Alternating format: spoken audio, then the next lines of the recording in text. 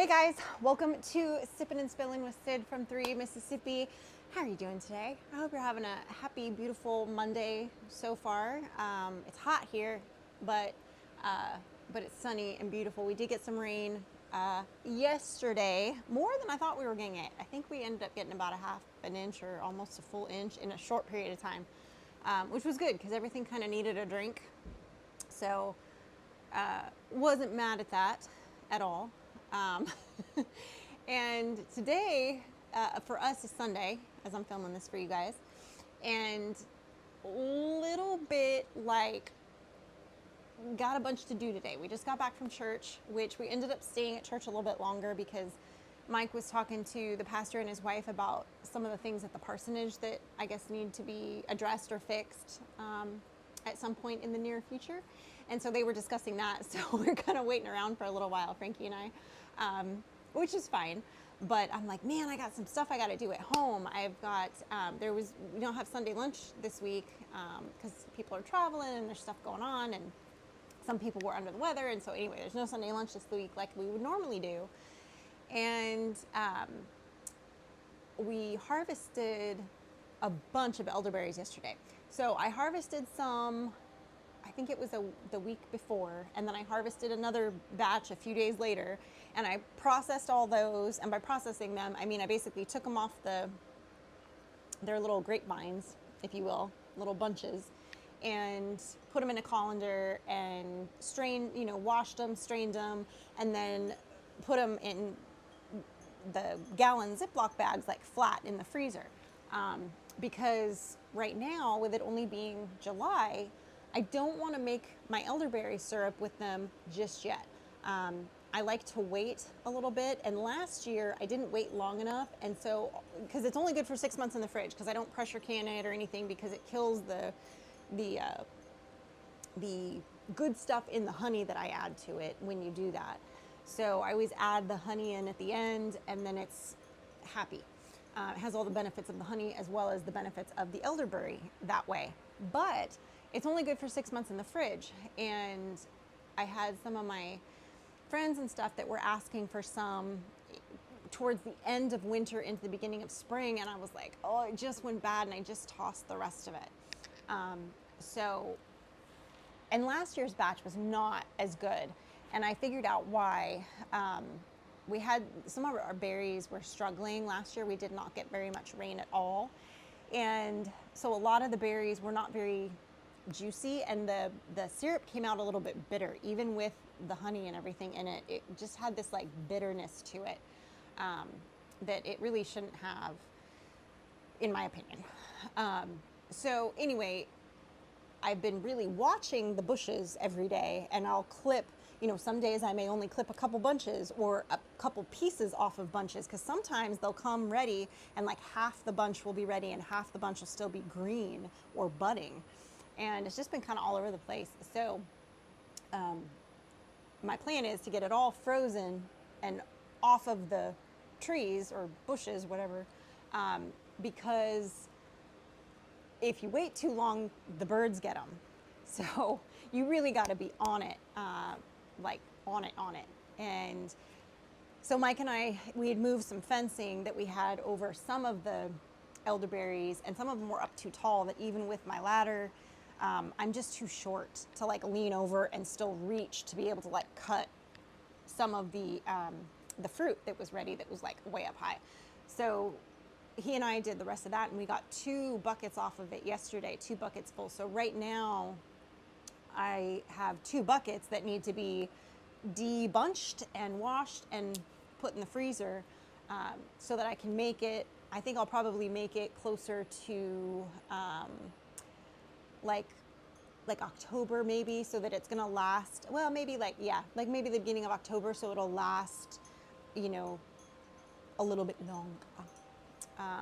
Because it went bad too quickly, and everybody kind of got sick last year, more towards the end of winter and into the beginning of spring. So my theory is that I'll wait to make it and have everything ready. And that way too, you're not making so many different batches.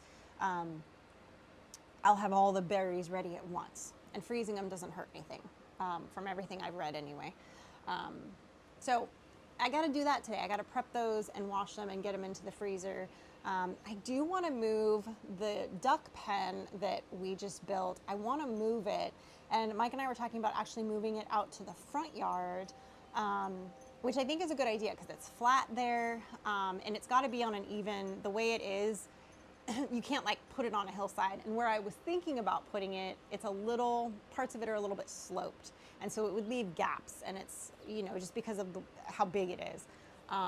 So I think we're gonna move it out here, which is where we have the chicken tractor right now, but you know, obviously we'll be processing those guys out. I'm kind of keeping an eye on them. They're getting close.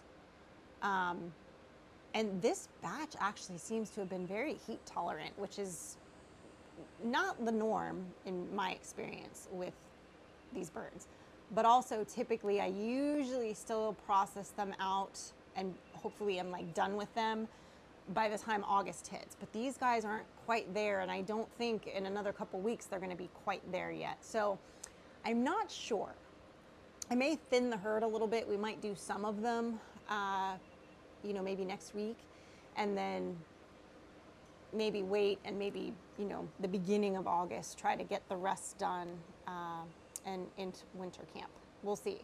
Got to kind of, I want to let some of them get a little bit bigger, but because we had the issues with the weather that we had and our bird shipment getting delayed by another month, that really changed things for us, because my original schedule, we would have been done with birds by now, and we would have been able to let this last batch grow out, you know, an extra amount of, you know, enough to where they would have been as big as they were going to get. But this batch, because now we're getting into, you know, yeah, it's hot now, and yeah, it's July, but August is coming. And in my experience, August is, you know, quite something to behold in Mississippi. You kind of just hope for it to be over. And one of the things my dad always taught me was never wish away time, right? And so I'm always very conscious of that. Like, I don't ever try to hurry through anything or go, man, I wish it was already this time. I wish this wasn't like part of my season right now, kind of thing. Because everything holds its purpose, and time is finite that you're given. And so you have to just enjoy everything that you're given, right? And be grateful for the time that you do have. So you never wish away time. That's just always one of those things that my dad kind of drilled into me, right? There's things that we can dread and there's things that we cannot enjoy as much, but we should never wish it away. We should never hope it away. We should never like basically ask for no time, right? Or to skip amount of time, because you never know what's going to be in that time. Anyway, so, but August, August in Mississippi is one of those things that sometimes I'm like, you know, I could skip August in Mississippi because it can be quite a lot. It can be very warm, and it's hard, you know, there's still work that needs to be done outside. There's still things that need to be done, but you do have to take a lot more breaks, and you do have to kind of schedule it around like when they think the hottest part of the day is going to be, because sometimes you'll think it's going to be this time and it's not, and it was actually, the morning was 10 times hotter than the afternoon was. It just really depends on, is there a breeze blowing and is this happening? And so anyway, but I will be gone for a little bit in August. I will be going out to California to visit my family out there for a week. So I'll miss 1 week of August of the heat and the humidity here, but I will be in the dry hot of where I grew up. So it's, you know, I'll probably have a couple nosebleeds while I'm home. Like, it's just, you know, one of those things. But it'll be nice to, you know, see my mom and see my aunt and see Frankie's godparents and, you know, kind of do some of that stuff.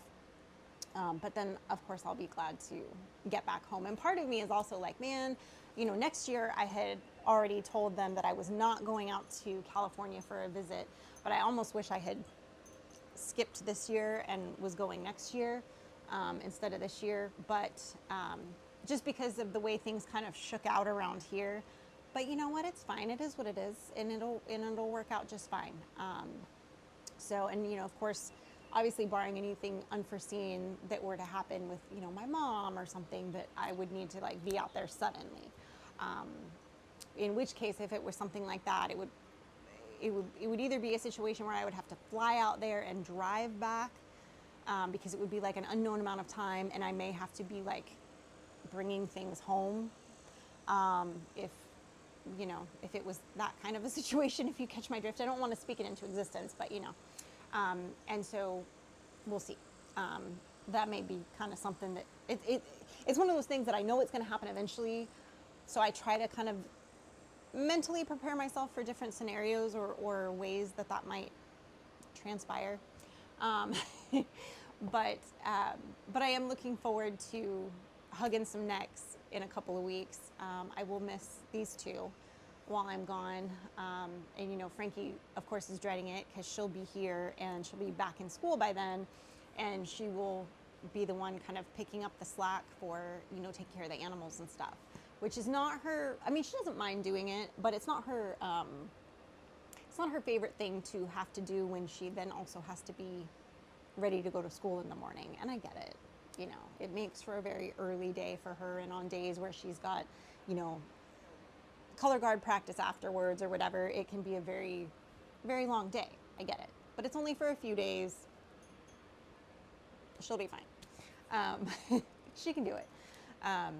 And Frankie's now home from house sitting for friends of ours, and they were very happy with how the house looked when they got back. It was nice and clean, and everything was not that they left it dirty, but like she made sure she like cleaned. She's like, Mom, I cleaned every surface in the house, and I re-cleaned the bathrooms, and I did all the things because she's like, I wanted to leave it nice for when they returned. So that was good, and they were very happy with that. So got to get a few things done today this afternoon, because then Frankie and I need to be back at church tonight for the pantry box ministry that we're involved in. So we got to get the boxes packed for that. And then I'm making shepherd's pie tonight. Traditional shepherd's pie. Here's fun pro tip for you. Shepherd's pie is made with ground lamb. Cottage pie is made with beef typically. The rest of it's pretty much the same. It's the meat that's in it. So a lot of times when you go to a restaurant, if they have shepherd's pie on the menu, it's actually usually cottage pie, but they don't generally call it that because they either A, don't know, or B, don't care. Because ground lamb is just not as, I guess, easy to find or known about as much in some areas. So I'm going to make a traditional shepherd's pie with one caveat. Sometimes when I make shepherd's pie, I actually do the potatoes on top differently. It's traditionally done with like mashed potatoes that you usually pipe on top to make it pretty, and then you bake it off. And sometimes it's 50-50 split on this. Some people do a crust, some don't. I've done it both ways. I'm not doing a crust on this one, and I'm doing my lazy smashed potatoes on top. So basically I'll par cook the potatoes, kind of squish them a little bit, add some butter and some seasoning. I'm not going to be adding any milk, so they'll be it's more like a baked potato kind of, I guess, on top. And I like it that way. They don't mind it that way. It's fine. So that's how I'm going to make it. But I got to figure out when I'm going to do that, because of all this other stuff I need to do and to get done. And so I'm like, ooh, I got to try to squeeze a few things in. And the boring stuff. I need to do my stuff in the house. I gotta vacuum and put some laundry away and do a few other things this afternoon that I didn't do this morning because we were at church. And normally I would do those types of things in the morning when I come back in from farm chores, is when I straighten up the house and I wipe down the counters and kind of do that from the morning stuff, But obviously when we're all trying to get ready to get out the door to go to church, it happens in the afternoon. So I need to do that so I can get that stuff ready. And I think I'm going to film a little bit of the stuff in the kitchen of making the shepherd's pie. And I have not made a shepherd's pie in a minute. So I've been racking my brain trying to remember how I used to make it. I think I'm going to have to glance at a Pinterest recipe just to kind of jog my memory of how, because I know I have it saved on one of my boards, and I'll know when I read the recipe, I'll be like, oh yeah, this is the recipe that I used, but I did this, and I'll remember. I just have to look at it. I know it sounds crazy, but it'll work. So that's what's going on right now. and what I gotta go get in there and get on after today. So that's what's happening. So there you have it, guys. Nothing earth-shattering, but that's what's happening. Gotta do some work outside, which in this heat is not super exciting. It's not terrible in the shade, but in this dress, it's not bad. But I'm gonna have to change from my church clothes into I need to get some work done clothes, and those clothes tend to be a little bit hotter. So we'll see how it goes. But anyway, guys, I appreciate you. As always, stay blessed, and remember, safety's off.